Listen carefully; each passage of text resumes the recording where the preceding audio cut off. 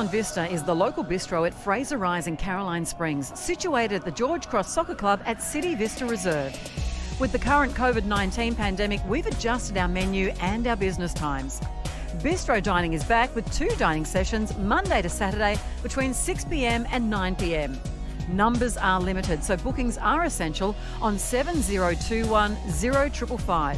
Head to georgiesonvista.com.au to check out the menu and the dining times. We're also doing takeaway 5 nights a week, Monday to Friday. You can order your meal, kids' meals, or your favourite snack meals via email. info@georgiesonvista.com.au or phone your order through on the night between 5 p.m. to 8:30 p.m. on 7021 0555. Or better still, just rock up on the night and place your order. Visit georgiesonvista.com.au to see the dine-in and takeaway menus and for business hours. Get behind local business and dine in or order your next takeaway dinner from Georgie's on Vista, 46 City Vista Court, Fraser Rise, in the heart of Caroline Springs.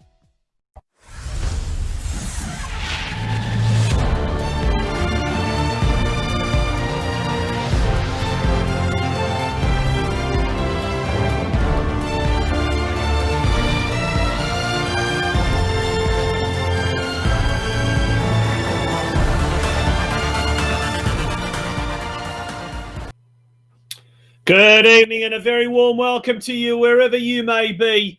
Welcome to episode 33 of the Football Out West show. It's going to be an absolute corker of a show. It's going to be a brilliant show. And to bring it with me each week, as he does each week, very warm welcome to my co-host, Craig Filer. Craig, how are you doing? Good evening, Tonch. Good evening, listeners. Hope everybody's well and keeping well under difficult circumstances again. But yeah, everything's good my end, Tonch. Apart from my little accident I had on Saturday, which has caused me a little bit of pain. But I'm not going to go too much into that. So. Well, look, in these dull times, in these difficult times, we're here to brighten up everyone's day. And in fact, Filer's 5 second of funnies. It was such a hit last week, mate. We're going to ask you again, have you got a joke for us this week? Oh, God, Tonch, you put me on the spot now because I wasn't expecting that. But come on now, right. You can think of a quick joke. Here we go. Okay. Who's the most popular film producer through the COVID crisis? Scott Morrison. Who's the most popular Dan film Andrews through the COVID film crisis? Producer Dan Andrews is social media man. I have no idea who. Quentin Quarantino. Oh my god! After last week, have you told your wife that joke? What does she think of that joke? Yeah, she didn't laugh. She didn't laugh too much at last week's joke either. If I'm honest, that got a clip around the head. But I think the old COVID and being stuck in the house is getting to it because we were sat there last night, Tonch, just watching some TV, and we got a little Maltese cross Shih Tzu jumped up on the settee and jumped in between us last night, and as she was jumping up, she turned to me and she said, "Do you think that dogs putting on weight, or is it just me?" Apparently, just you is the wrong answer. And I had a slap around the head. So yeah, we'll move on. Well, you've got a calf injury. There could very well be a groin injury after that joke as well. Okay, absolutely, mate, we're going to move right along. We've got a big show planned on tonight. Now, behind me, behind you, we've got some A-League paraphernalia, some merchandise there, and it all looks rather quite friendly. The Melbourne Victory scarf, the Western United top. There's a synergy there, and this. But come Saturday, there is not going to be any synergy. And here's the irony of the 2020 season.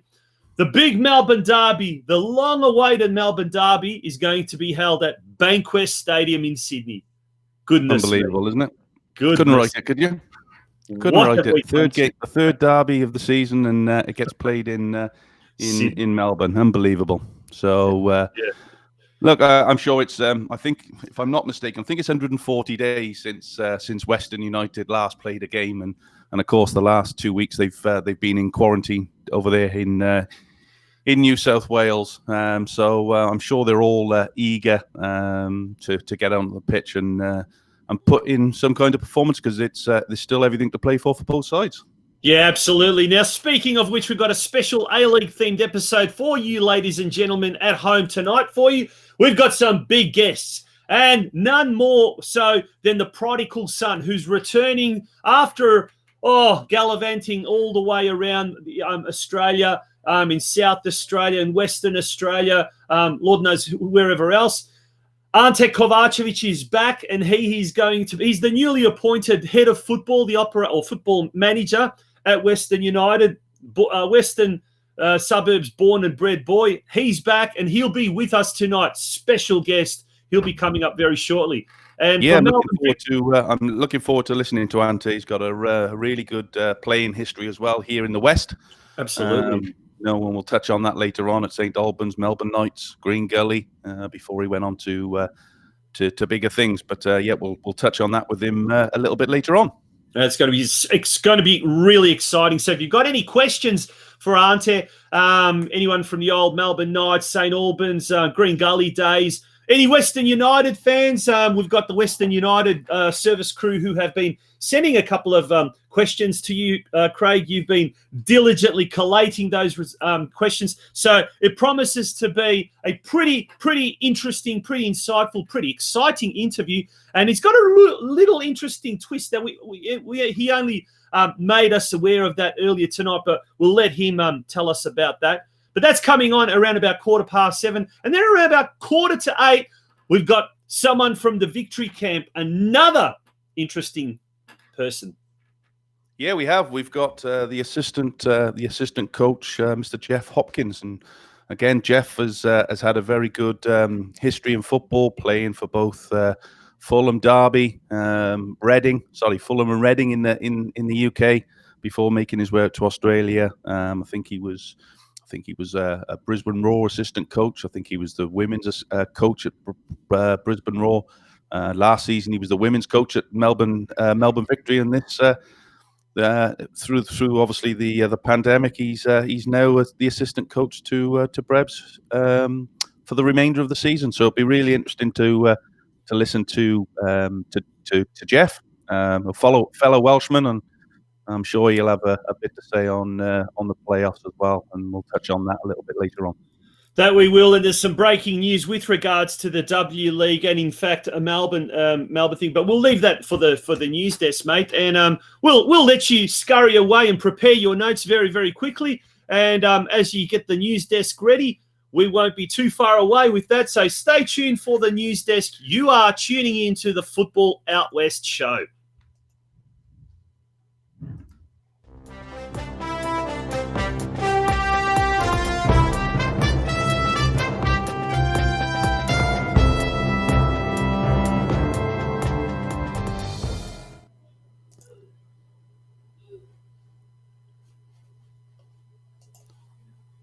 And to take the Premier League trophy. Okay, so I think it's probably just about right that we start off the evening show with a little bit of a well done, big congratulations to everybody associated with Liverpool Football Club and supporters around the world who finally, after 30 years, finally get their hands on the cherished EPL Premiership trophy, which was awarded to Captain Jordan Henson, as you see on screen, following their 5-3 victory over Chelsea at Anfield last evening.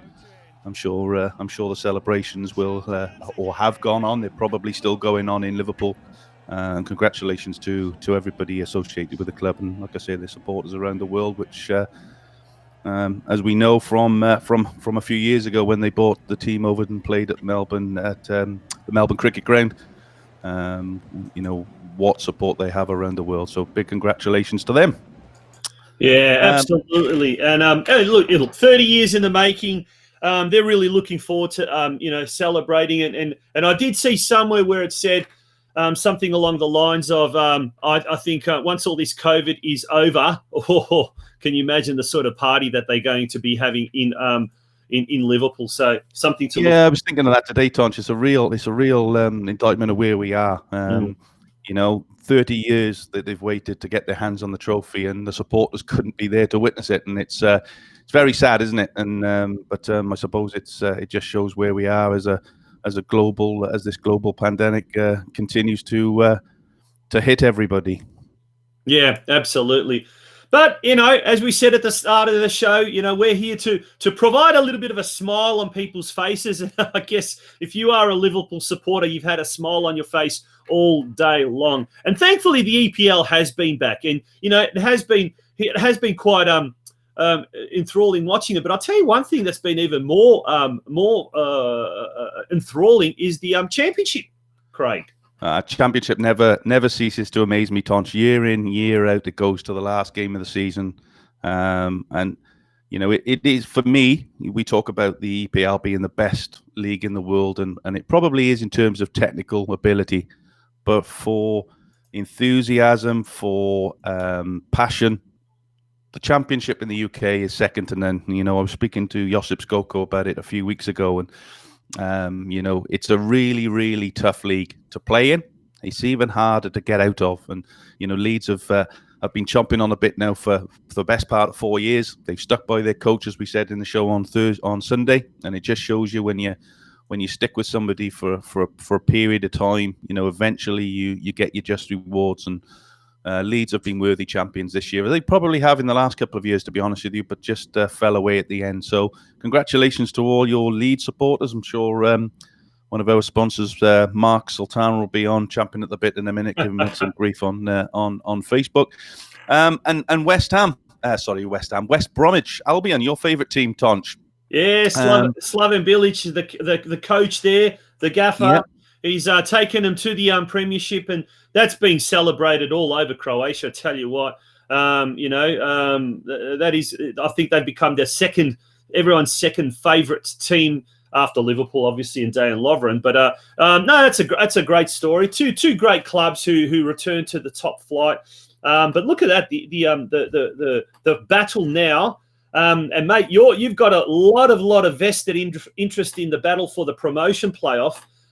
Brentford third, Fulham fourth, but wait for a look at that. Fifth. I have though, Tonch, but I'm just going to say a little bit of. I got a bit of sympathy for Brentford Football Club. They're not a fashionable club in the UK. They're a very small club on the outskirts of London. Have been in the mix all season.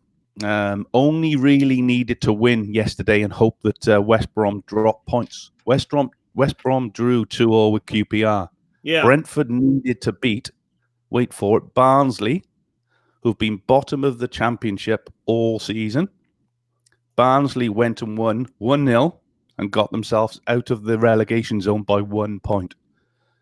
So, it just shows you what can happen in football, and, never give up until the last minute. And you look at the table there, they've managed to get up with the skin of their teeth. If Barnsley had got a win, if Brentford had got a win, they would have finished on above West Brom and got automatic promotion. But unfortunately not. Hull City lost 3-0 at Cardiff City. Wigan drew, but unfortunately for them, their 12-point deduction has kicked in, which means they're going to be relegated for going into administration.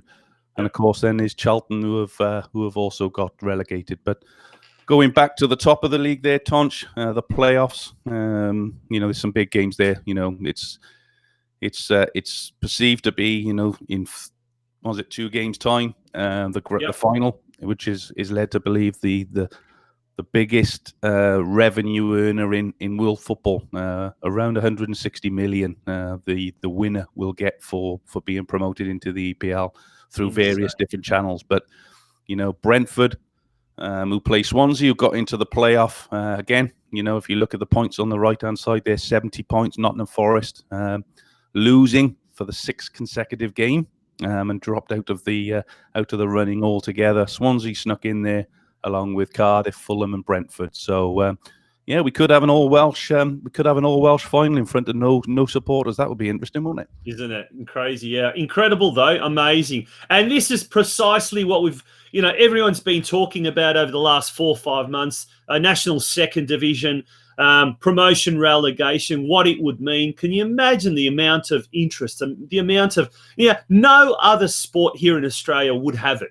We would have it, and the level of scrutiny, the level of interest, the level of intensity, everything that any other sport just does not have it. And as we said, and as we've said so many times, the battle for relegation is sometimes just as hot, just as intense, just as exciting as the battle for promotion. But Skoko said that this week on an interview on the World's game.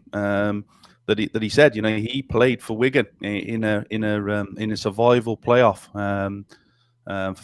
fixture when he was at Wigan, and it's unbelievable. It's as big, and is it something that we need here? Absolutely, yes, it is. I think everybody's in agreement. We need that second division, and we'll touch on that later on with our guests. But yeah, 160 million for winning, for getting promotion for a third place team is unbelievable, and insane. It just shows you what football's about. Yeah, absolutely. Now, speaking of the second division, I guess one of the guests, in fact, not only one of the guests, but three of our former guests have now started their own podcast. Simon Hill, Željko Kalac, and Craig Moore, and they've got their own little podcast. It's called Shim, Spider, and a whole lot more, or something along those lines. Very great, very interesting podcast. At the moment, it's audio, but they are telling us that they are slowly building a studio, and before too long, it will be visual as well. But during the week, Spider Kalac went on about the second division. And his club, Sydney United, that he coaches at the moment, has the way he puts it is they've provided the A-League with 3 players. So those players have now moved on to the A-League. Talking about transfer fees, talking about then clubs being really, really ready to push and to develop those players for a second division, which would be just as professional as the first division. So We've talked about a lot of these things, and look, if we can get that happening within the next 18 to 24 months, my word, will the football climate here in Australia be super exciting. But until then, I guess we're stuck with what we've got at the moment, and the A-League is back. So let's talk a bit of A-League. Yeah, back to the A-League, and obviously we'll talk about our the big game this weekend, which is obviously the Melbourne Victory versus Western United game. But unfortunately for Victory, some bad news has come out of their camp today with the news that Robbie Cruz will miss the remainder of the season after sustaining a knee injury in training. Now, Robbie Cruz underwent scans. We'll see a specialist in Queensland next week to further assess the extent of his injury. General Manager Football Operations Paul Trimboli said the club would know more in the coming days. Look, I think it's another bit of bad news for Robbie Cruz, who seems to constantly get injured. Every season there's something wrong with him. I don't know why or why it always happens to him, but that'll be devastating news. On the back of so many players that they've lost through this pandemic that have gone back to their motherlands, and as we said, we'll find out a little bit more later on, hopefully from Jeff. But I would imagine a lot of their squad tomorrow is going to look very, very different from the last time they kicked the ball in the A-League. Yeah, absolutely. Now we've got some more news, more on the positive note, and we're talking about Western United this time.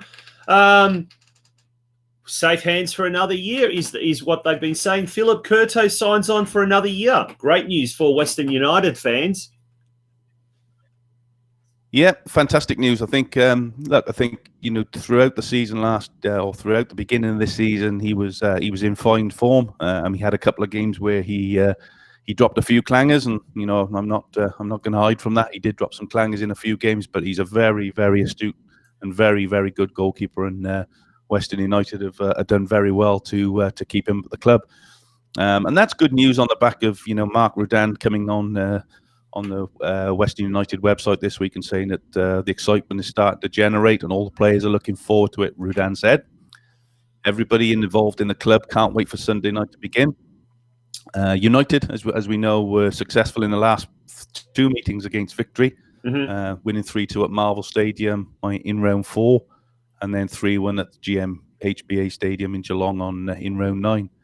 And it's a big game for Western United. You know, they need to get a win. They're still in that shout for that automatic playoff position. So it's a big game for them this weekend, and I'm sure they won't be looking at what's happening at Melbourne Victory and thinking, it's going to be an easy game by any step. It doesn't matter what side Melbourne Victory, they've still got to go out and they've got to perform. Absolutely. And they're going to be playing on neutral territory. Now, an interesting story that has just popped up earlier this afternoon. Two of the A-League's hardest working midfielders have backed the move for a winter season. Craig, thoughts on that?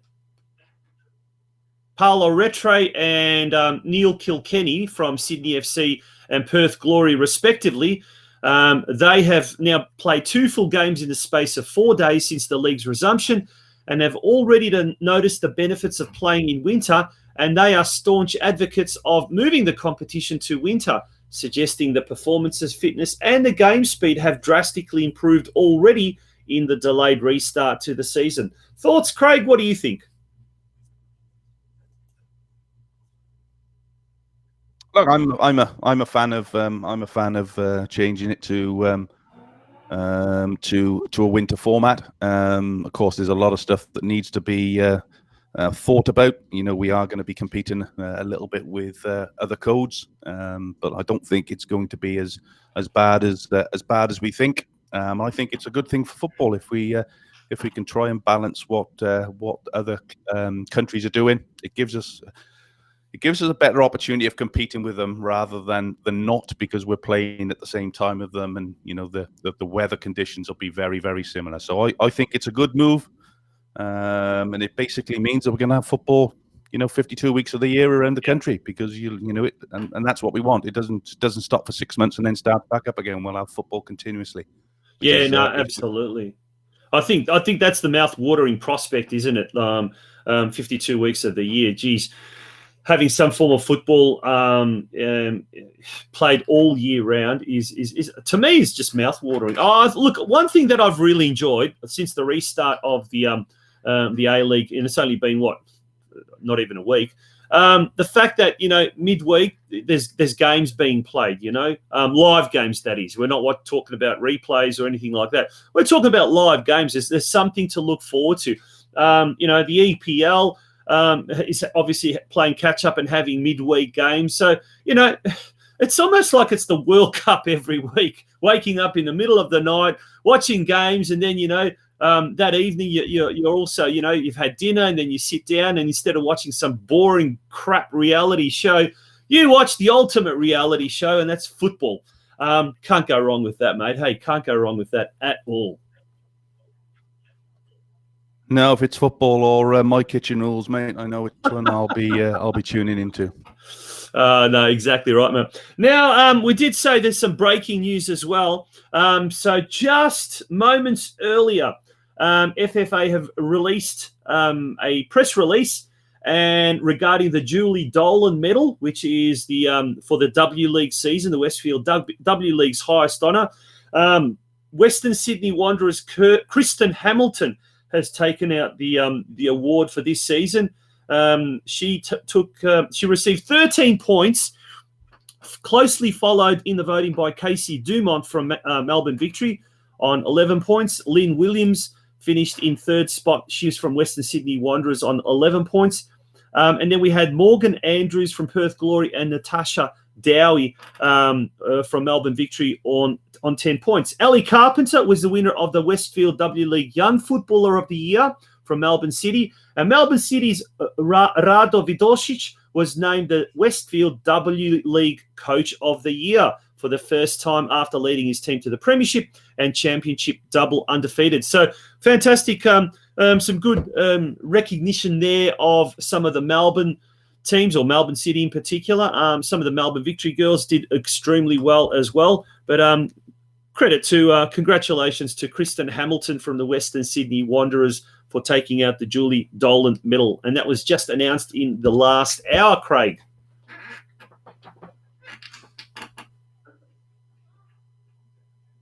Yeah, I didn't hear a word of that, Tonch. Unfortunately, it's breaking up my end, so you sound like a bit of a Dalek. But Dalek, is that a Welsh I'm sure word? our listeners can hear you. I couldn't. So Not to worry. It's the old internet gods are doing their tricks again tonight. Well, we usually sort of comes good around about 7:30, so it's 7:25 at the moment. So we've got another 5 minutes. Any other news, Craig? No, we're all done. That's about as much as we've got for this week. One thing I will touch on, Tonch, is some meetings last night down in Geelong. Can you give us any our listeners a bit of an update? Because I know a few people were messaging me yesterday asking what the meeting was about. Do you have any feedback on what was discussed? No, I haven't had much information. I've been trying to get to my spies all day, and look, I have spoken to a couple of clubs. Either they were a little bit sort of reluctant to reveal too much. I won't mention obviously who my my inside information is, but look, the general consensus is that Football Victoria officials came down to Geelong to talk about basically formulating their own refund policy with regards to this year's registrations. A lot of it was the officials were just listening, taking lots of notes. Meeting went for about an hour and a half, 2 hours or thereabouts, whatever. And look, we don't have too much information, unfortunately, but I'm sure the clubs themselves will then pass on the information to their members in due course. But I think it was more or less a fact-finding mission, so to speak, and just to find out a little bit of discussion points and stuff like that. But yeah, look, I think the main thing to come out of that meeting last night was that it's highly unlikely that players will be or clubs will get the full allocation of the registration fee that is to go to Football Victoria and Football Australia. I don't think they will get the full allocation back as a refund, and there is probably some form of a formula how they're going to work that out. But yeah, that's pretty much all my little spies could tell me. Maybe they're being very secretive. At least they've made connections and trying to get something positive out of it. And I suppose we just wait with bated breath to find out what the decision's going to be over the next couple of weeks, Tonch. Yeah, I think the clubs themselves, from what I can gather, and I wasn't a fly on the wall, but from what I can gather, the clubs just want a bit of transparency. I think they just want to see where, if they do forego that refund allocation or that refund money, where is that money going to go to? Is it going to go to pay wages? There's a lot of unknowns, and look, and I can see both sides of the fence, but yeah, look, not much to report, unfortunately. Hopefully by Monday night and the Geelong Region Soccer Show, we'll have a little bit more information there, because Mike McKinstry, the chairman of the Geelong Region Football Committee, he will be the special guest on Monday night, and he will also, I'm sure he'll have a little bit more information. So that's Monday night, 7 p.m. And a quick note before we do finish up, Craig. In memoriam, sadly during the week in Geelong, a well-known AFL footballer from the 1951-1952 Geelong Cats AFL Premiership side, he sadly passed away at the age of 89. The man in question was apparently he was a brilliant player called Jeff Williams. Now, where this is connected to us, back about 20 years ago, this man was actually a big mover and shaker as far as the local indoor soccer. It was before it was called futsal. He was the president and a big activist, if you like, with the Geelong Indoor Soccer League back in those days. And that's in the days when Robbie Nogler was one of the best indoor soccer players in Australia. Australia even had a national indoor soccer league back then. But all right, Robbie Nogler. Robbie Nogler. Yeah, Robbie Nogler. He was Robbie Nogler was good at football. one of the best indoor soccer. Oh, he hasn't told me that many times. But he was very good at indoor soccer or futsal, as it is now known. Back then it was still indoor soccer. But anyway, lots of little stories and lots of little things that were happening, Craig. Anything else? No. Oh, I think we've just lost Craig there for a very, very short time. We're going to take a break here on the Football Out West show. Don't go away. When we return, it's our first guest for tonight, Western United's newly appointed football manager, Ante Kovacevic. Don't go away, folks. George's on Vista is the local bistro at Fraser Rise in Caroline Springs, situated at the George Cross Soccer Club at City Vista Reserve. With the current COVID-19 pandemic, we've adjusted our menu and our business times. Bistro dining is back with 2 dining sessions Monday to Saturday between 6 p.m. and 9 p.m. Numbers are limited, so bookings are essential on 7021 0555. Head to georgesonvista.com.au to check out the menu and the dining times. We're also doing takeaway 5 nights a week, Monday to Friday. You can order your meal, kids' meals, or your favourite snack meals via email. info@georgesonvista.com.au or phone your order through on the night between 5 p.m. to 8:30 p.m. on 7021 0555. Or better still, just rock up on the night and place your order. Visit georgesonvista.com.au to see the dine-in and takeaway menus and for business hours. Get behind local business and dine in or order your next takeaway dinner from George's on Vista, 46 City Vista Court, Fraser Rise, in the heart of Caroline Springs. Okay, and due to current COVID lockdown restrictions, George's on Vista is operating just on a Friday night for takeaway. So, but make sure to ring through for that order. Now, Craig, can we hear you? Hello, Craig. No, we've lost Craig, unfortunately. Oh, goodness me, it happens every week, unfortunately. What can we do? Okay, look, our next guest coming on tonight is a person very, very well known in football circles here in the Western Suburbs. A Western Suburbs born and bred fella. He started off his football at St Albans Saints and then eventually moved into the NSL with the Melbourne Knights, had a stint with the Green Gully Cavaliers, as they were known then, and then moved interstate. It's an absolute pleasure to have joining us on the show tonight, Ante Kovacevic, the newly appointed football manager at Western United. Ante, welcome to Football Out West show. Tonchi, thanks for having me on. Looking forward to a good show and looking forward to a good end of the season with Western United as well. Absolutely. I'll tell you what I'm looking forward to. I'm looking forward to getting Craig back on the deck. We've lost him very, very briefly, but hopefully he will be back very, very shortly. Now, you're up in Sydney. In fact, you've got out of quarantine because you weren't in quarantine because you went straight from WA, and you'll be catching up with the team very, very shortly. So you were telling me off air you haven't as yet met them properly because they've been in quarantine the last few weeks. Yeah, correct. Haven't met them in person. As you know, they flew in from Melbourne and had to undergo 14-day quarantine while up in Sydney, which meant they weren't allowed to integrate with anyone else in the community. And coming over from WA meant I didn't need to quarantine. So I'm stuck in a separate hotel, a hotel where the boys will join us on Sunday. But I'll meet them before the game on Saturday and obviously head to the game with them on Saturday night.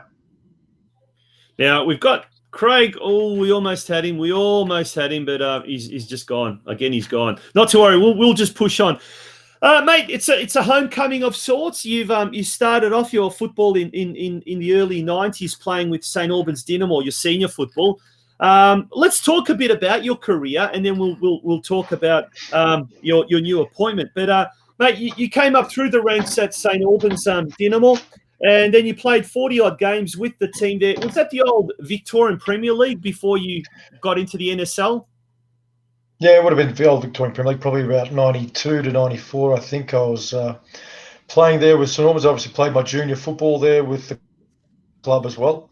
And then after a few seasons in the old EPL, moved across to Melbourne Knights to join me in the NSL for season 94-95, which was obviously the championship winning year as well, and obviously won the championship the year after with Melbourne Knights too. Now I think we've got some good photos of that. We're going to actually try and bring some photos of that we've got there. But Craig, I think Craig's joined us. Craig, have you joined us? Yeah, I have. Can you hear me? I can. You can. Evening, Ante. How are you, pal? Craig, good. Thanks. Good. Yeah, Good. So I just hear you saying that you went over to Knights in the 93-94 season, 94-95, 93-94? 94-95 season, yeah. 94. 94-95. I'm just going to give you some info for the listeners. In 1990-91, 91-92, 93-94, Knights finished as minor champions in the NSL. Yeah. 1990, 1991, 91-92, 93-94, they finished the NSL runners-up. But then, in 1994, Knights signed Ante Kovacevic from St Albans, and in 1994-95, they were the NSL minor premiers.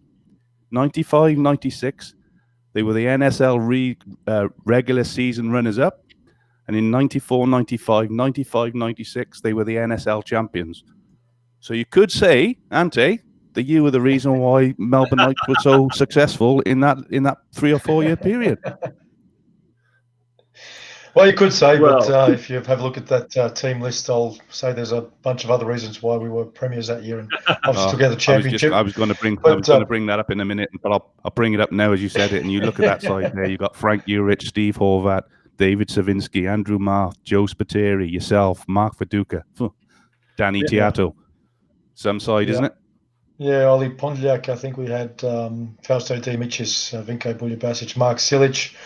Krešimir Marisic obviously had his first year in the country as well. He made a big impression on the old NSL too with the quality football attacking midfielder that he was. So it was a great team. Enjoyed playing that team. Obviously moving into my first NSL season, it was joy to train and play with that caliber of player. And obviously the success we had over those 2 years was immense. And it's I suppose we broke the duck for Melbourne Knights. The 3 grand final losses, all the minor premierships. So it was good to be a part of it as a player because I was a fan during those years that we lost them. And now there's a great photo there of you climbing up the Hindmarsh fence. There's a lot of, I'm sure Melbourne Knights fans can see a lot of familiar faces and much younger faces there, but that must have been an exhilarating moment for you as a fan of the club, as a player of the club, it was just an incredible experience. Just relive some of the emotions on that day in Adelaide when you defeated Adelaide City 2-0. There's a scoreboard tells us that. Go through some of the emotions post-game that you guys were feeling. Yeah, look, initially leading into the game, I think obviously we ended up minor premiers, I believe, that year. But Adelaide City had the edge on us during the two-legged qualifying finals. So I think obviously they were hosting it in Adelaide. They beat us in Adelaide City, beat Melbourne Knights in Melbourne twice as well in previous years. So I think they definitely went into the game favourites. Obviously the hometown team they were, and so we were actually going into that game as underdogs. And look, it was I think it was a massive event. Obviously we had a lot of good quality players. There were a few players that probably did play in those previous games. I think Fausto Dimicis, Andrew Marth, no doubt. David Savinsky probably would have played in those games as well. Probably Steve Horvat as well in one of the other previous losing grand finals. So look, there were a lot of fresh young players there that probably come with youthful enthusiasm. Fearless, nothing to lose. Enjoyed each other's company. Enjoyed training with each other. Enjoyed that whole season. And look, it was. Obviously, I think watching the game, and I've watched the game over again, I think we dominated the game and deserved a 2-0 win, deserved the championship win. But I suppose previously as a fan, it was a load off the shoulders. It was a monkey off the back. It was, all that, getting rid of that, the 3 previous grand final losses. Were we ever going to win one? So that was being a previous fan and now currently a player. It was an extraordinary feeling probably something as a young 20, 21-year-old or whatever I was back then, didn't really understand or grasp, Oop. the nature of it. But looking back, I Well, we're having some connection do issues there. look back obviously fondly. And,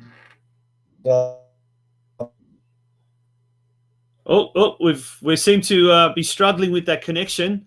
Oh, so it's not just Point Cook then? No, it's not. It looks like it's Coogee as well up in. We've lost Ante. Hello, Ante. You there? No, we seem to have lost him, unfortunately. here we go. Yeah, he's. Hello. Hello. Hello. Can you hear us? I can hear you. Yep. Can you hear me? Yeah, it just seems as if it's buffering a little bit there, Ante. So if you can hear us, we'll keep going. We'll keep going. Yeah. Hello, Ante. We got you. Have we got you back? Yeah, okay. Yeah, it seems to be a very. I can hear you, mate. Okay, seems to be a very bad line. Okay, let's. So a quick question: which of the two Melbourne Knights teams back then do you think was the better one? The 94-95 one with Viduka, or the 95-96 team that won the back-to-back one? Because there was slightly different personnel, wasn't there? But you were the common denominator in both. One of the common denominators. Yeah, look, I think I'd say 94, 95 probably. Once again, we had, well, in the 95, 96, we did have Josip Simmons, who was another top quality, world-class player. I think he ended up going to play 100-plus games for Croatia and, many games in Germany as well. So, look, obviously a different style of play. One was defender, one was a striker. But, I think they were two legitimate world class, if you like, or definitely European class type players that we had, thankfully, at the club that the fans were able to see. We did lose a lot of players, so we were the underdogs going again into that second season. I think we had half a year with Mirko Basic, who went back to Croatia mid-year, and Ian Dobson come on board.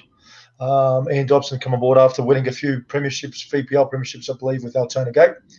So he come back on board and rejuvenated the team, I suppose, and made us hungry again. And we went, the rest of that year and shot up to, I think, second on the table, and knocked Marconi out of the two-legged affair and had the home grand final. So it was probably another homecoming at Olympic Park, where we lost 3 grand finals early in the 90s, and got that monkey off our back as well. So we won one away, won one at home, and the crowd, the home fans managed to see one at Olympic Park, where they did see a bit of heartache early on in the 90s.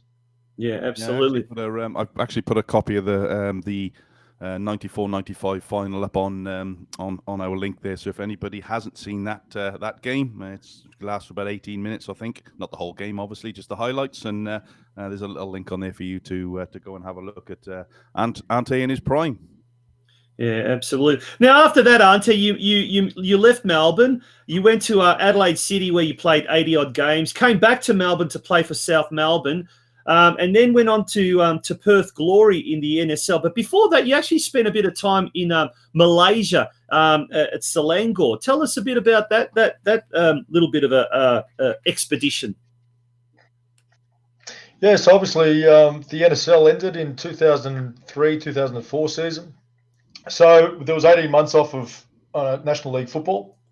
Most players obviously had to go find somewhere to play or do something. Some obviously went to the National Premier League or the NPL, the state comps. Some went overseas, and an opportunity come for me up in Selangor. A previous coach of mine at Melbourne Knights was Ken Warden, who was a technical director up there. They were looking for a defender and actually another midfielder. So we actually went up there with Ross Aloisi. We both joined Selangor up there at the time, and it was a fantastic experience. It was great. The amount of football we played, I think it was 30-odd games in, 30-plus games with FA Cups, Malaysia Cups, the league. It was a good experience, good life experience as well, living in Kuala Lumpur, playing within a different culture and different culture of football as well. But look, had some big crowds over there. It was a good standard of football. It was tough. There was language barriers, but so that all made it all challenging and all the more rewarding as well. And then at the end of that year, joined Perth Glory for the start of the A-League the year after in 2005. Now, one of our viewers, one of our loyal viewers, Michael Ong, who is of Malaysian extraction, he's got a question for you. And speaking of Michael, Craig, he was on our the Football Fan Zone on Sunday night, taking part in the. He took you up in the quiz, didn't he? He's a very intelligent man. He knows his football. That's he for sure. does, and he's going to have an opportunity to do the same to you this coming Sunday night. But Ante, Michael asks. Ante, what was your favourite Malaysian food during your playing days in Malaysia? No, this might be a trick question, so yeah. No, there was. I did enjoy quite a lot of food in Malaysia, but can't go past a good fried kway teow. There you which, go. You get at the local restaurants for about $1 or something, and it was absolutely fantastic. And probably haven't had any decent. Well, you'll always get some half decent kway teow, but never as good as the local feed in Kuala Lumpur. But that's it for me. Brilliant. There you go. Now, Perth Glory. You got to Perth Glory in the A League, so you're one of those players that has had, I guess, the privilege of playing both in the old NSL and the A League as well. How did you find the new A League? How did you find the new competition compared to the last few years of the NSL? Look, I think it was just better funded, obviously. So we're all professionals. Yep. The old NSL days, some teams were professional, other teams weren't. Some clubs had, some professional or full-time players, and others were part-time working players. So I suppose the A-League was, just a first fully professional league in the country. It probably wasn't as well resourced in the first couple of years as it has become well resourced over the last several years. But look, I think the presentation or the package, the stadiums were better, the surfaces were better. Obviously the TV footage was better, come across better on TV on Foxtel when obviously they joined us as well. So that just made it all the more. I don't know. You feel all the more important when you can see all the games. You know what's going on. But obviously back in the NSL days, there may have been 1 or 2 games live or shown on TV. So you never had the footage. You never could see what else was going on. You'd see the odd highlights. Obviously, technology's come a long way as well, so you can see everything these days as well.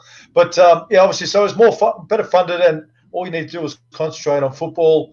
We weren't paid exorbitant dollars anyway, but it was good to be a professional football and just try to concentrate on yourself, on your team, to play football, and that's all you had to worry about. So the lifestyle was, obviously a change from the NSL days where I had to, I did study, did work as well on occasions.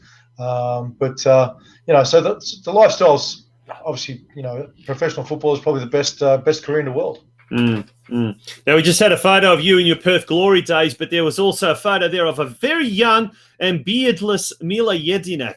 That's a very rare photo. Geez, good. I'll tell you what, that's if we can get that back on screen. There we go. There's a photo. There we go. It looks absolutely different. Who would recognize No, that's not Mila. That's Sash Petrovsky, actually. I was going to say, it doesn't look like Mila. And on the actual thing, did it? It actually said it was, but it wasn't. No, it doesn't look like him. There you go. Thank you for clearing that up. Now, so if we're going to do a quick question, if we're going to compare, obviously, you've been playing in the old NSL, you've been involved with the A League, and then you moved on to Adelaide United, where you're also involved in the football department there. A lot has been talked about a national second division, and obviously a lot of those clubs that would make up a national second division would be clubs that some of the clubs that you played for in the old NSL, and clubs that are currently in the NPL, clubs like Adelaide City, clubs like Melbourne Knights, clubs like South Melbourne. What's your take on a national second division, and is it feasible, one, and can it be done pretty quickly? Can we get it off the ground, assuming coronavirus settles down and all that kind of stuff? Can we see it within 2 years happening here in Australia? Look, there's obviously idealistic views. People want the perfect second division representation all around the country, everyone involved, everyone having the chance to make up this second division, promotion, relegation between A-League. I just think we need to be a bit more pragmatic with our approach. I think the way I see it, a second division, the first reason or the first priority for me about having a second division is for players to develop in a better competition. Then probably what they are now in the separate state league MPLs. So I think what you need to do is make it feasible, and it's made feasible by, well, not lowering the standards of what you want, but making it easier for the competition to get off the ground. If you start putting in, minimum wage salaries, minimum club expenses, minimum standards, I think you're going to blow the clubs out of the water, or they'll join the league and they'll go bust in the first season.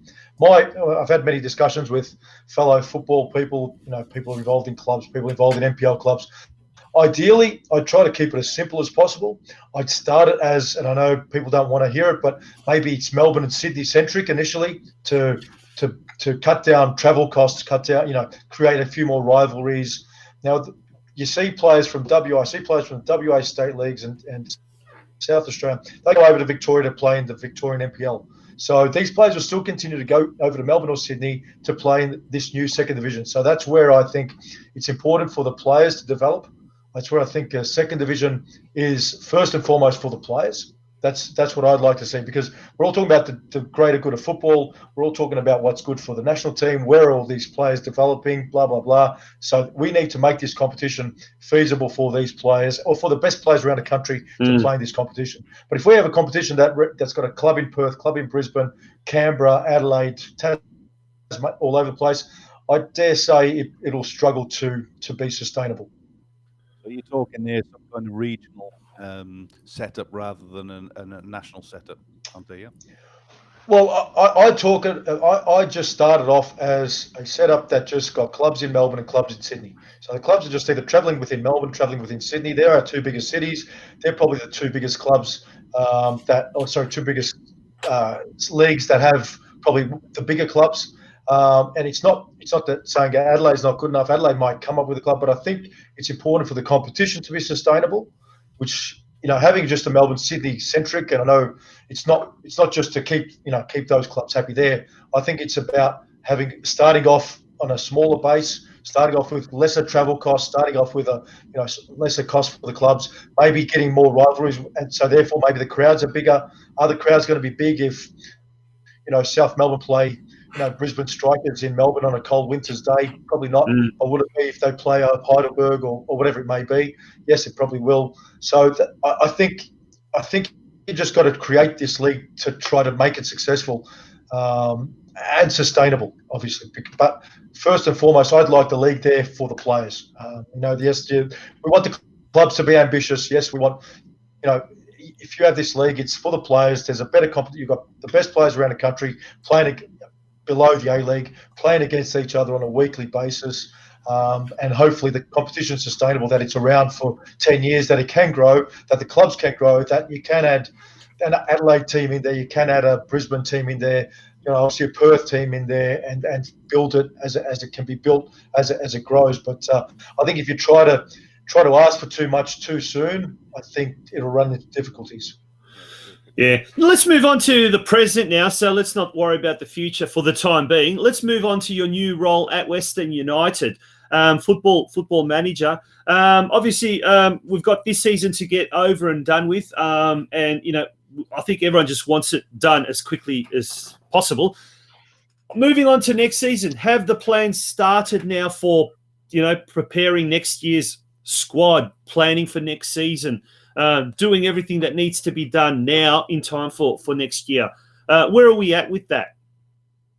Yeah, obviously the plans have started. As you've seen, there are a few players that have signed and so the wheels are definitely in motion for the planning of the first team anyway. So look, I think there's still a bit of an uncertainty around next season. The start dates, obviously the coronavirus situation in Victoria, how that may affect the start date of the league. So, but ultimately, look, the club, obviously they brought me on board and started a couple of weeks, or last week, this week, and we appointed last week. So there are plans and to build this club, obviously build the A-League team in preparation for the next season, and build a club, from a youth team, women's team, and all the rest of it as well. So there are talks, there are discussions going on around that. It's still a bit difficult with me being one hotel in Sydney, a few staff members in another hotel in Sydney, and the rest of the team down in Melbourne.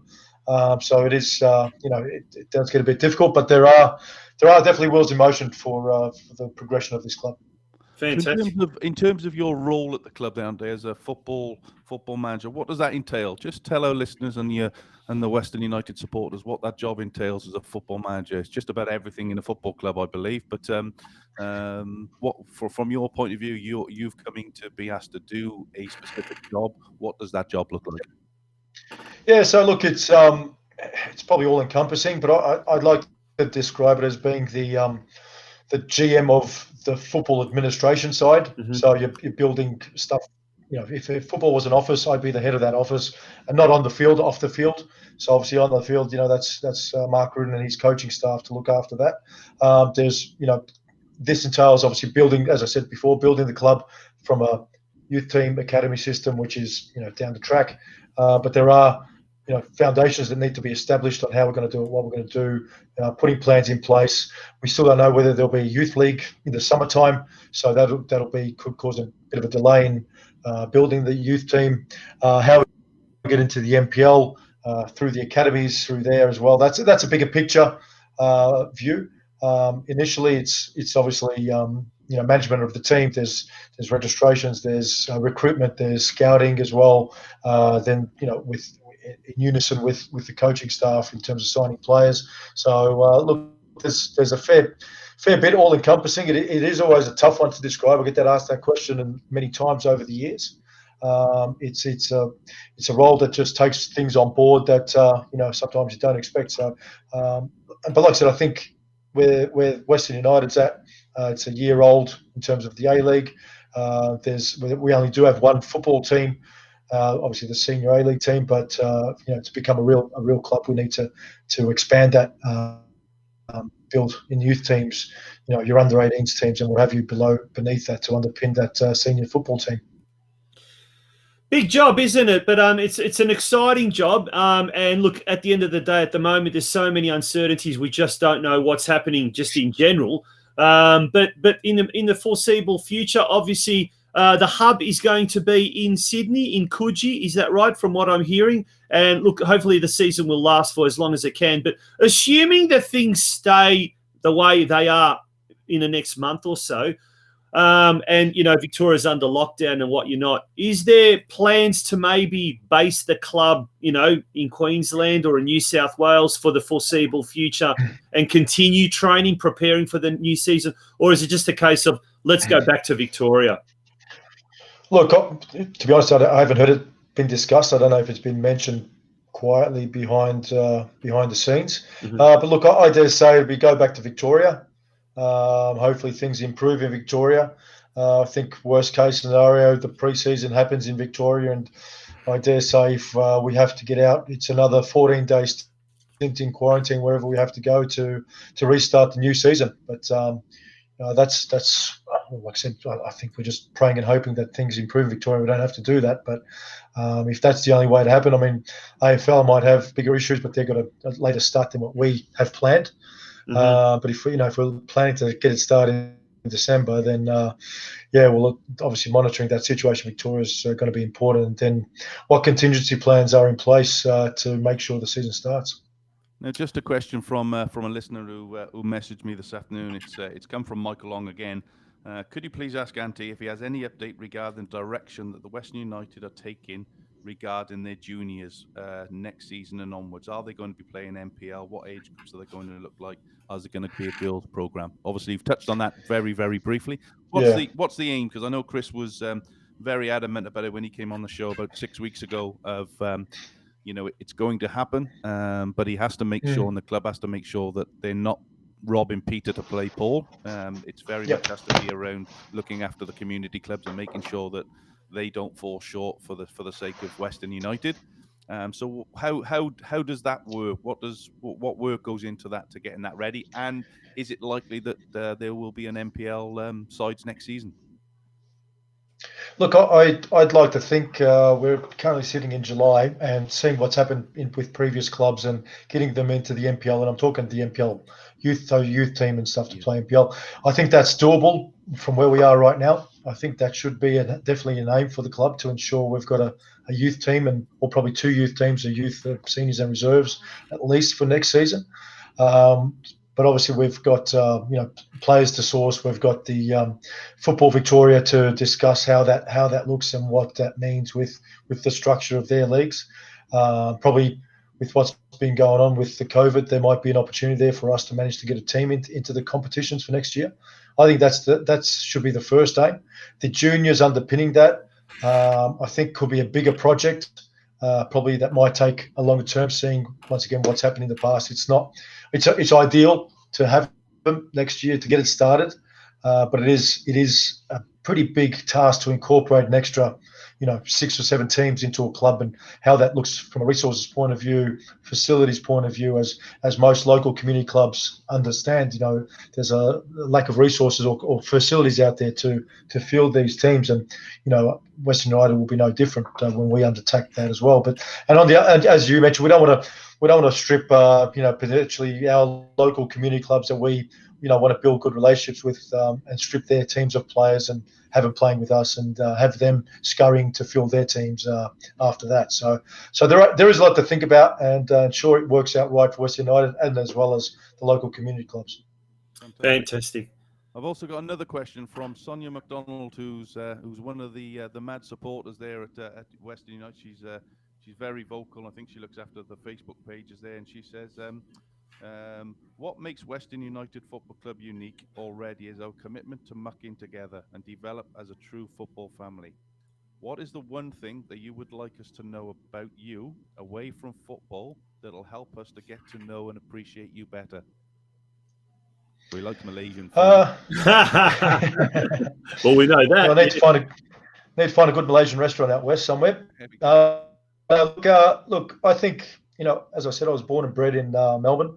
My parents were migrants to the country, migrants to the area. They moved into Footscray straight early. I think it's their hard work that they've, the way they've brought me up and shown me from their hard work, humility, being honest, putting your best foot forward in whatever you do. And that's what I'm here for with Western United. It's once again a region I was very familiar with in my youthful years and impressionable years, and I think that's where a lot of the people out west, even recent migrants and what have you, as well as the people that have been there since the 70s. It's about hard work. It's it's that traditional blue collar work. Get your hands dirty. I'm not too good to do anything around the club. If I have to pick up cones, if I have to clean up after someone, help people in the community, that's what I'll do. I'm not there to big note myself or anything like that. I'm there for the club and for the community and for the footballers and people of the western suburbs. So real hard working class attitude that is certainly going to get us, I think, in places in the years to come. Ante, thank you very much for joining us. It's been an absolute pleasure having you join the Football Out West show. All the very best with your new role, your new position, and certainly all the best for Saturday's big fiery christening, baptism of fire against city rivals Melbourne Victory. So we thank you for joining us. Tonchi, Craig, thanks for having me on. Always happy to come on again. And look, like I said, just looking to ensure that the Western United Football Club grows and keeps on representing the West, and we build a bigger and better club. Awesome, good on you, mate. Thank you very much. Thanks for joining us. And that was Ante Kovacevic, the newly appointed football operations manager at Western United. Now, Craig, we've got our next guest coming up very, very shortly. We're going to take a very, very quick break. And when we return, it's Jeff Hopkins, the Melbourne Victory assistant coach. He'll be joining us very, very shortly. Don't go away. You're tuning into the Football Out West show. George's on Vista is the local bistro at Fraser Rise in Caroline Springs, situated at the George Cross Soccer Club at City Vista Reserve. With the current COVID-19 pandemic, we've adjusted our menu and our business times. Bistro dining is back with 2 dining sessions Monday to Saturday between 6 p.m. and 9 p.m. Numbers are limited, so bookings are essential on 7021 0555. Head to georgesonvista.com.au to check out the menu and the dining times. We're also doing takeaway 5 nights a week, Monday to Friday. You can order your meal, kids' meals, or your favourite snack meals via email. info@georgesonvista.com.au Or phone your order through on the night between 5 p.m. to 8:30 p.m. on 7021 0555. Or better still, just rock up on the night and place your order. Visit georgesonvista.com.au to see the dine-in and takeaway menus and for business hours. Get behind local business and dine in or order your next takeaway dinner from George's on Vista, 46 City Vista Court, Fraser Rise, in the heart of Caroline Springs.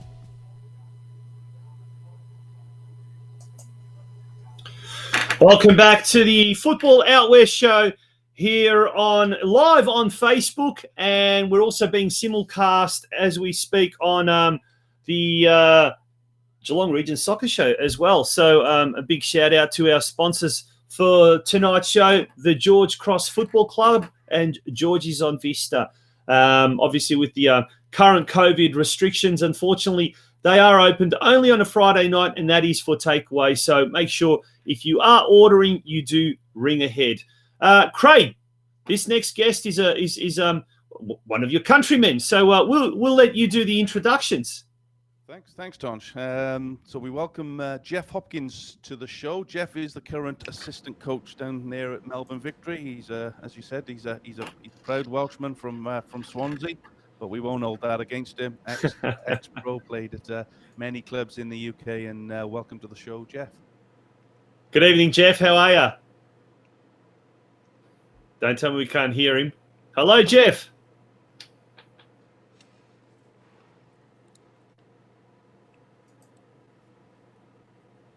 Hey, Jeff, can you hear us? Hello, Jeff. Can you hear us? What we might try and do, we'll try and get Craig. We'll try and get in touch with Jeff there, and we'll try and somehow get a hold of him there if we can. Unfortunately, we're not having much luck there. But very, very quickly, we'll go through some of the A-League fixtures or A-League results over recently. On Tuesday night, Sydney FC lost to Newcastle Jets 2-1. And then last night, Wellington Phoenix defeated Perth Glory 2-1 by the identical scoreline. So it still leaves the race for the minor Premiership, minor championship still up in the air. Sydney FC, after 22 games, are on top with 51 points. Then we've got Melbourne City second with 40 points, but they've played one game extra. And then we've got Wellington Phoenix in third spot from 22 games. They are on 39 points. So tomorrow night, we've got Central Coast Mariners taking on Newcastle Jets.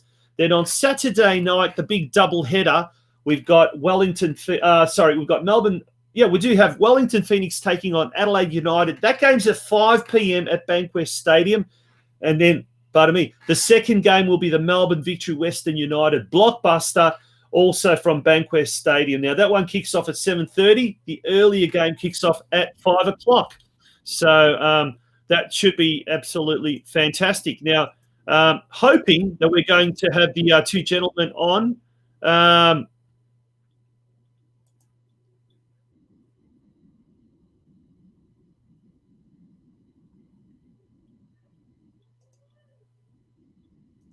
Is that right? Okay.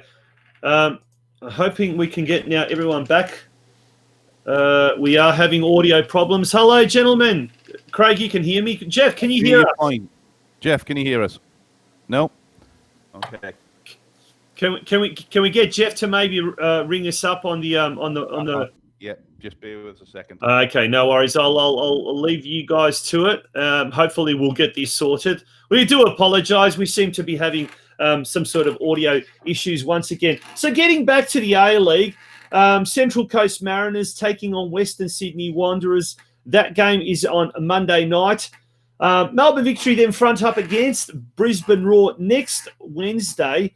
And then it's really, we won't be seeing Sydney FC in action until Saturday week when they take on Melbourne City. And that game is going to be at ANZ Stadium. So that's the 1st of August. So, look, there's going to be some really, really interesting games in the A-League. It's all we've got at the moment, unless, of course, you are a fan of the NPL South Australia or the NPL in Western Australia as well. We're able to watch some of that action as well. And that is happening to be quite interesting, quite fun to watch. So most of it's on either on YouTube or on Facebook. Now, Craig, we're back with you. Have we got Jeff there? Jeff, can you hear us? Yes, I can. Jeff, fantastic. Great to have you on board.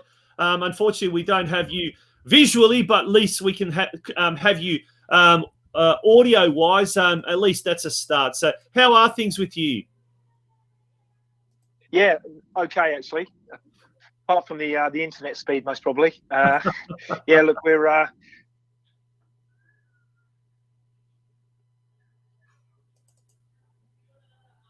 Hello?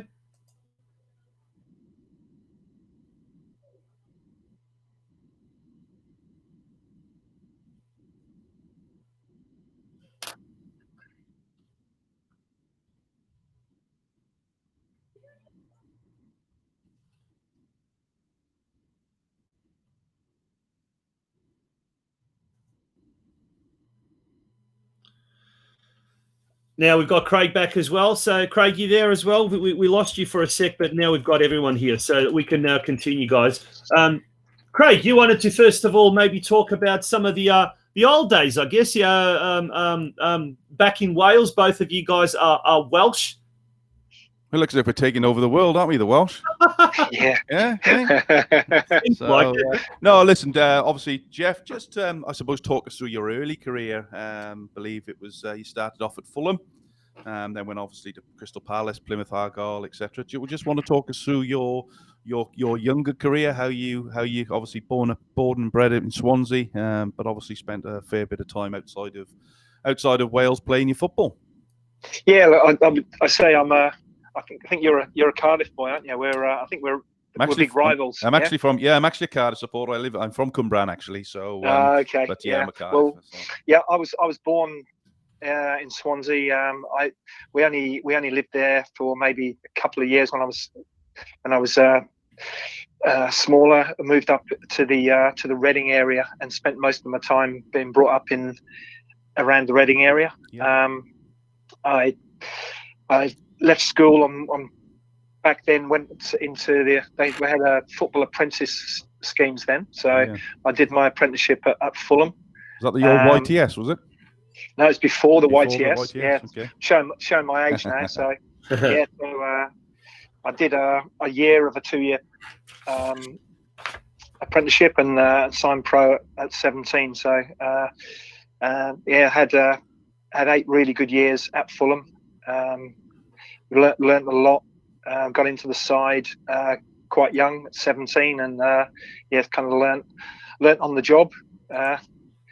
And yeah, I had a really good football education at that club. They were at the time they were a good footballing side.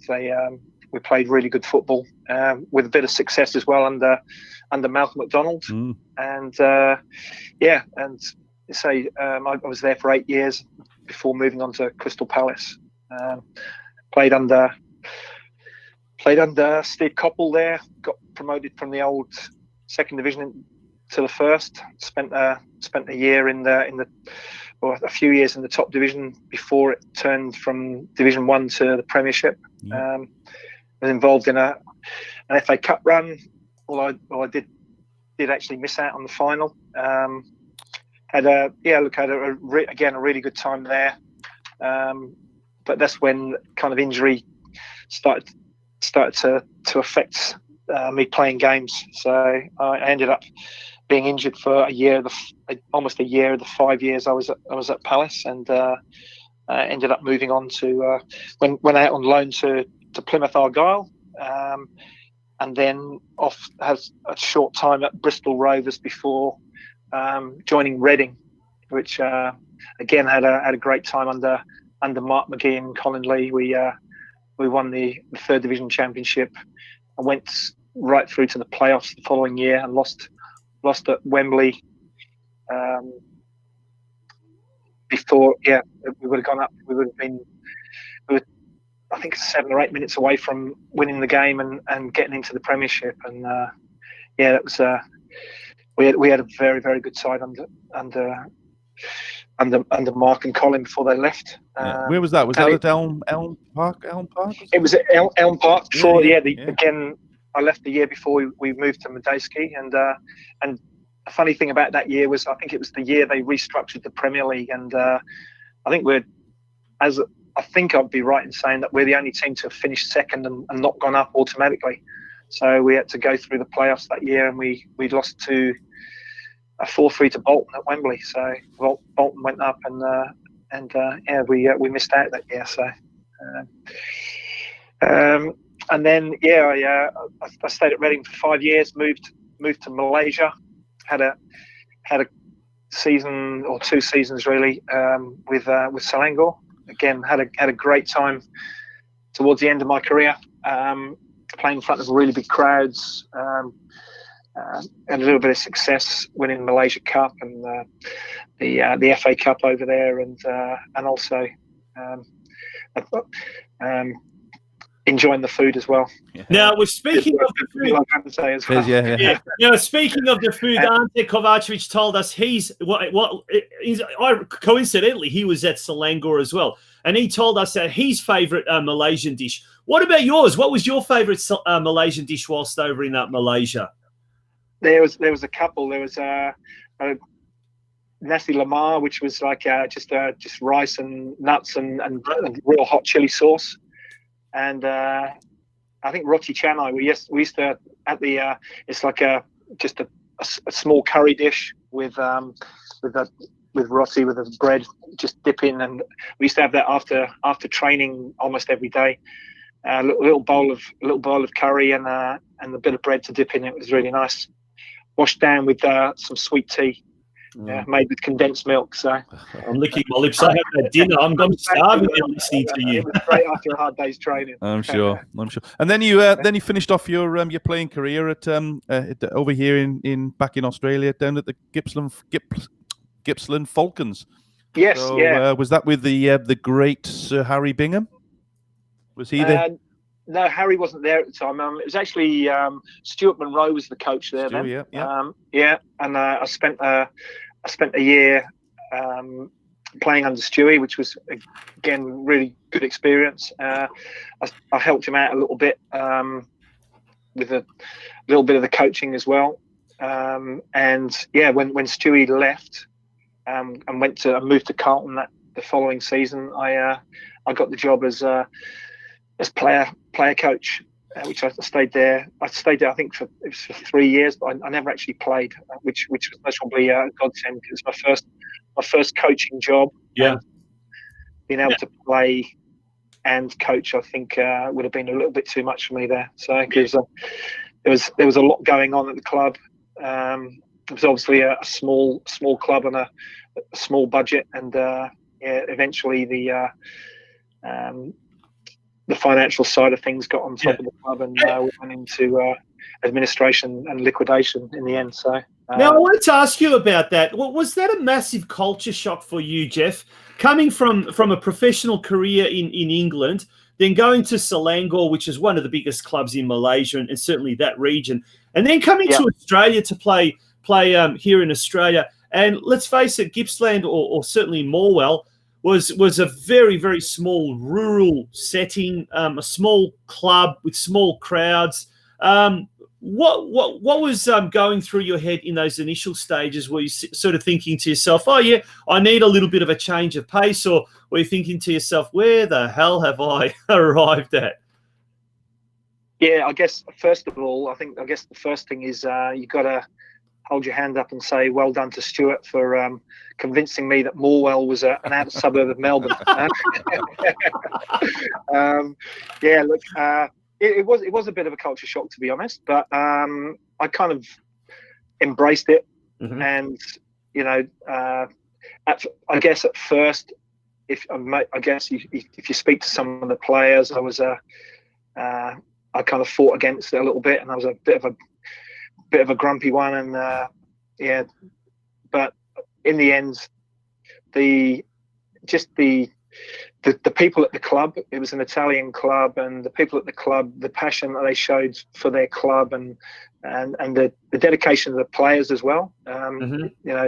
To a lot of them were driving a couple of hours there and back just to just to play and to be able to play in the national competition. It kind of won me over, and it's I still now when I go back, we played there the last, I think, 2 or 3 years with the W League, and still got a lot of friends down there, and the area means a lot to me, because I say it was the people and the passion of the people that kind of wins you over, and that's again coming from a background of playing in England, and that's what often is the difference between people talk about the English game, and the passion of the people and the crowds over there is what makes the English game so special as well, I think.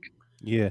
Now, I want to touch a little bit on back home, and specifically Wales. And the reason I want to touch on that is obviously development sides or development football here in Australia. And we had Rob Sherman on the show, 10 weeks ago now, maybe. I think it was the week after he resigned from his post at the Football Federation now.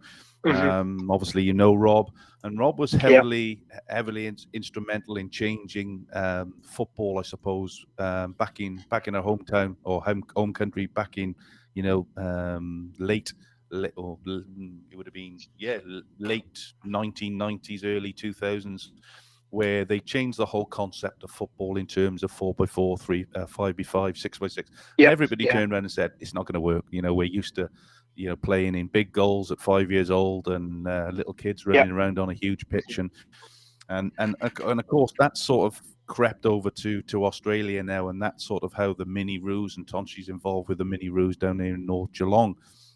I'm just looking at the list of players here that you played with within the Welsh squad back in the 80s, and there's some big names in there. If you look at Jeremy Charles, Alan Curtis, Brian Flink, Lynn Hodges, Mark Hughes, Kenny Jackett, Robbie Jones, Joey Jones.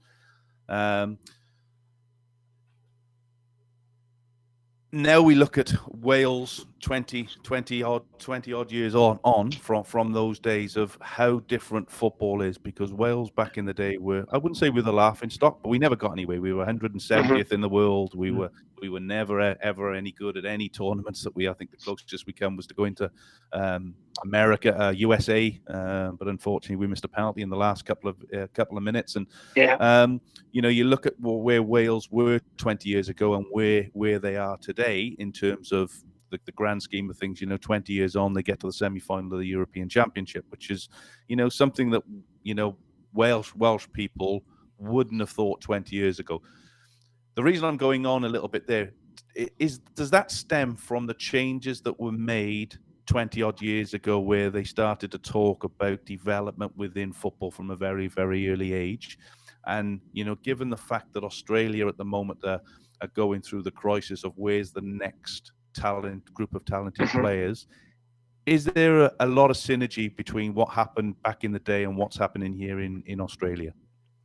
I think so. And look, I guess I've been involved in development in this country, and I guess what you got to realize is when you put things in place, you don't see it bear fruit for maybe a whole generation. And you have to, first of all, you have to plan really well, and then put things in place, and then you have to, it's almost like you plant the seed, and you there's not a tree there. Forget about it for a few the next years. day you actually, and if you look at, I think if you look at this in Wales, you look in England, the things that they've done 10 years ago, and the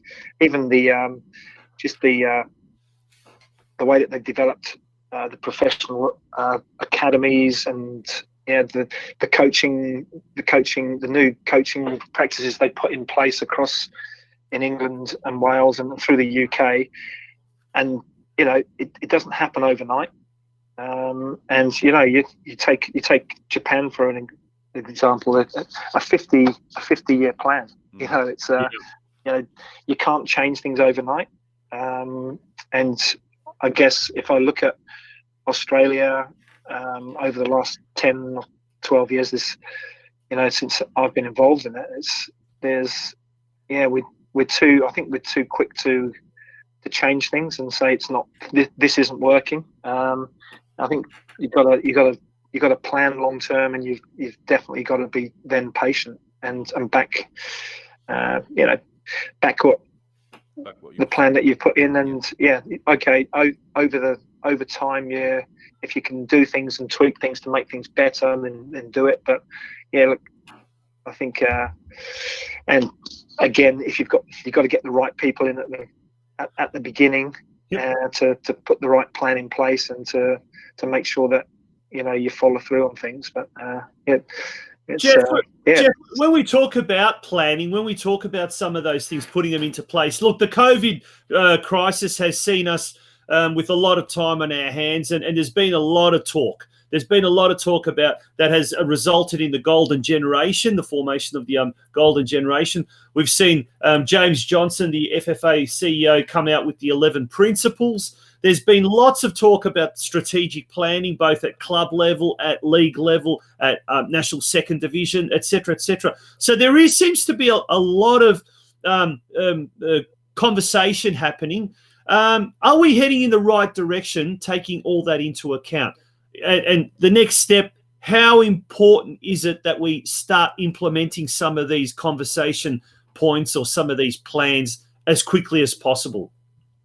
Yeah, look, I think speaking from my own experience, and it's probably at Melbourne Victory Football Club, part of my role in the W League off season is to work with our academy boys, and I found that we were off, and we couldn't work with the boys for about 12 weeks, and I found that time really valuable.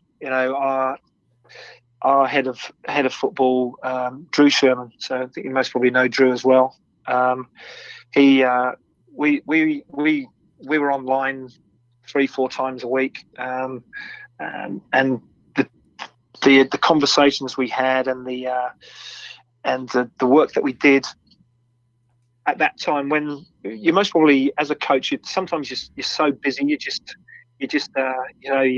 playing your session, you put your session on, you evaluate it, and you kind of you get into a flow. But sometimes you just don't have the time to put into the change and making things change. And some of the things that we did through that time that we've put into place now, our academy are around position-specific training and individualization and things like that, have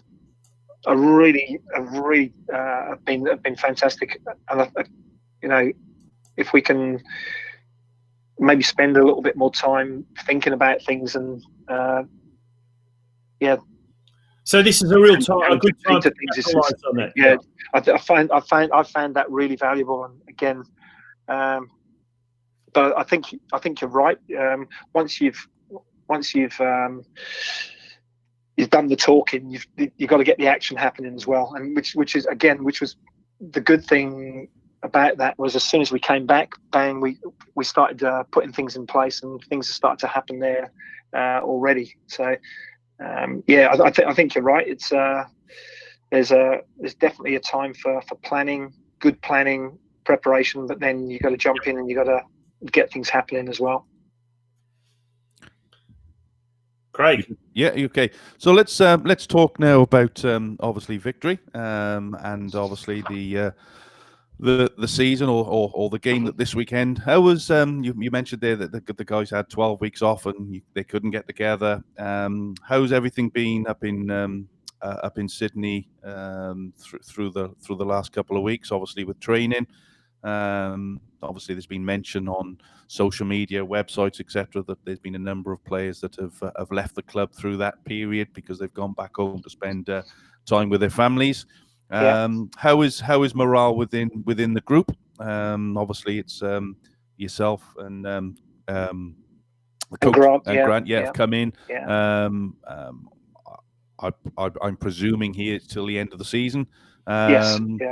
How's morale? How have you got that group of players together to be able to perform over the next few weeks? Yeah. Look, again, from my position here, I've come in to just support Grant as much as I can in any way that I can until the end of the season. It's I say it's a strange situation to come into. Yeah. The players, like I said, they had the time off. During the time off, they were all able to train, but only individually. So there was no team training through that period. And in the 6 weeks that I've been with the boys now, supporting Grant, it's been really good. He's really created a real positive environment over that time. And most probably,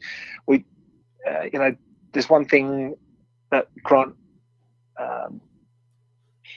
really has imparted us, and that's work hard, no hiding places for anyone. When we go out now, out on the training park, it's almost like a little bit of a release for us.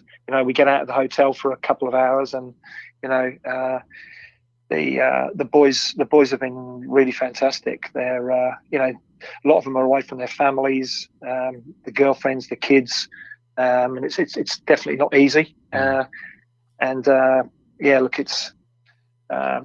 it's every credit to Brebs. He's created an atmosphere now where he's instilled a real positive attitude in everyone, and getting the place to look forwards rather than backwards. So what's gone so far this season has gone.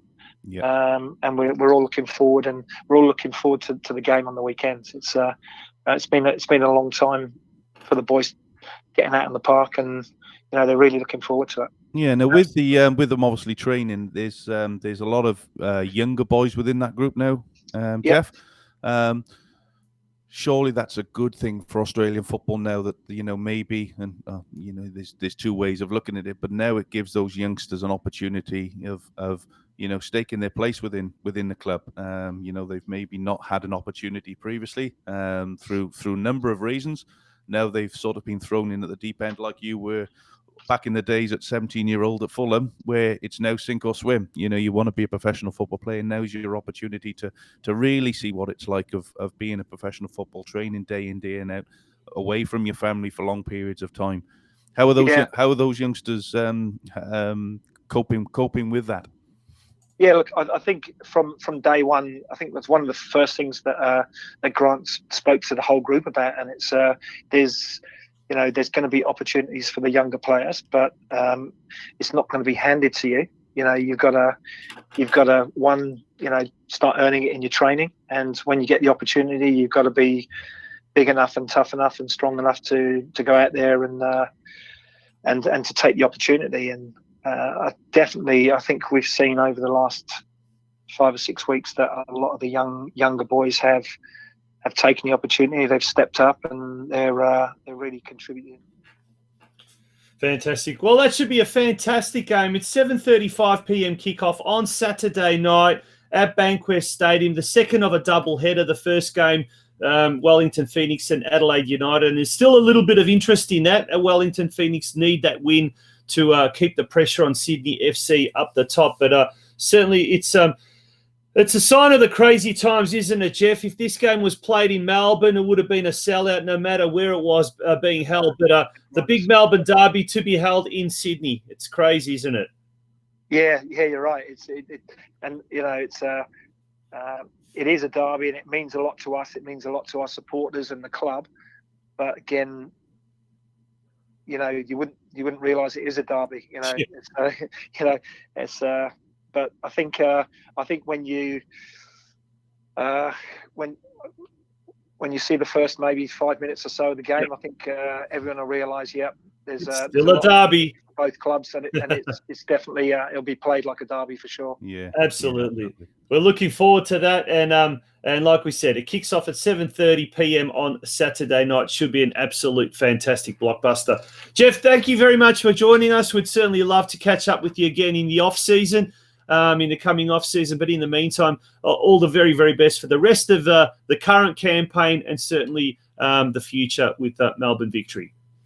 Great. Thanks a lot. Thanks for having us on tonight. Thanks for joining us, Jeff. Really appreciate it. Thanks. Yep.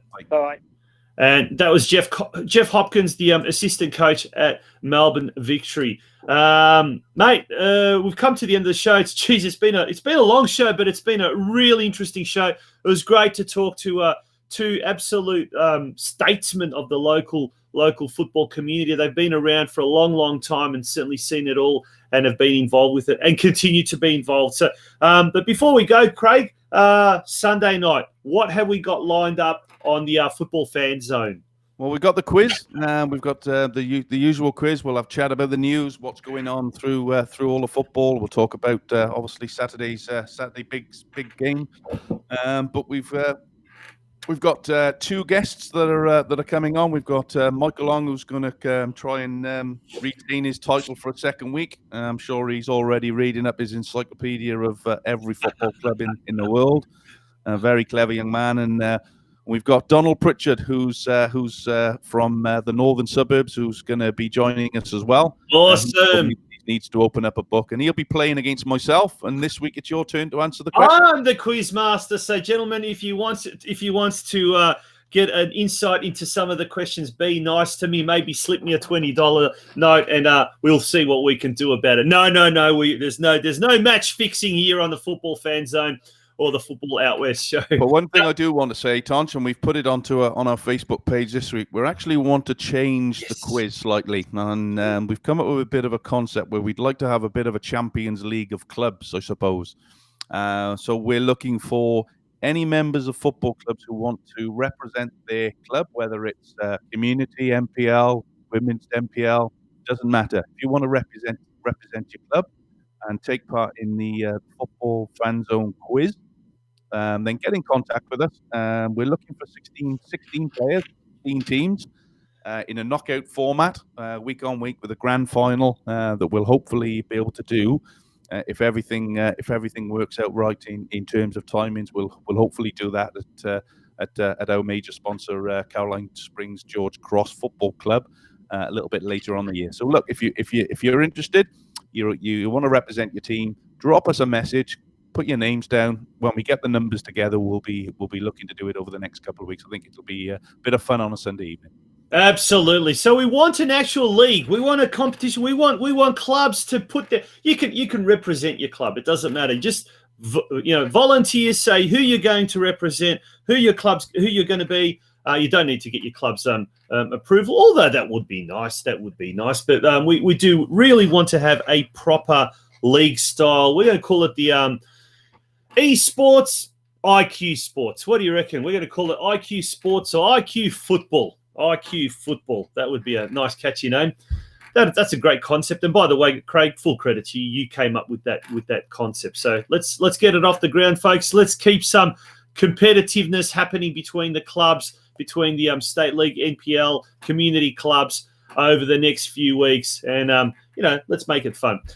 Yeah, and just on just a bit of news for anybody that's listening that lives in the Wyndham area and has kids at the Point Cook Senior College. Just had a message from my wife to say that the school has been closed down as of tomorrow, and one of my daughter's friends has tested positive. So looks as if I'm off to the doctors in the morning to get tested myself, and extra few days in the house. So.